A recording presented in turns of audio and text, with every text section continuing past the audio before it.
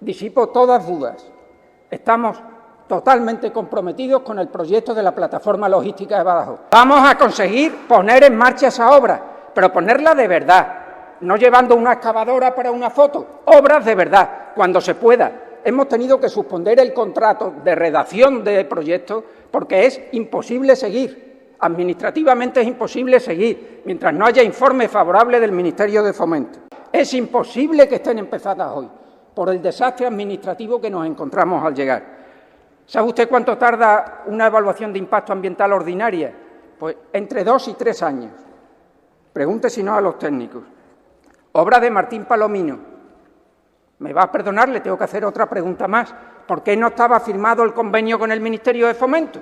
Gobernar es decidir, es elegir, es tomar partido entre una inversión o un gasto u otro. ¿Cómo se puede decir que consiguieron estabilizar los presupuestos con el déficit del 2014? La comunidad autónoma campeona de España en déficit, y viene aquí a decir que consiguieron estabilizar el presupuesto. Es que, de verdad, que no me cabe en la cabeza. O sea, de los campeones de la estabilidad presupuestaria a los campeones del déficit, y que sigamos todavía más insistiendo para crear más déficit. Me parece que por un mínimo de sensatez, si dejo de ingresar, tengo que ver cómo controlo y cómo ajusto los gastos. La inversión en infraestructuras es muy importante.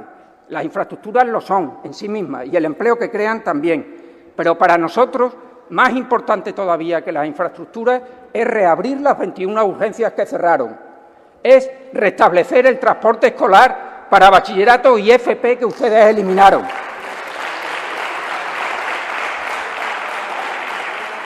Y es también una prioridad poder pagar miles de rentas básicas aprobadas y sin presupuesto. Usted nos reprocha que esas sean nuestras prioridades, pues le digo, estamos muy orgullosos de que esas sean nuestras prioridades.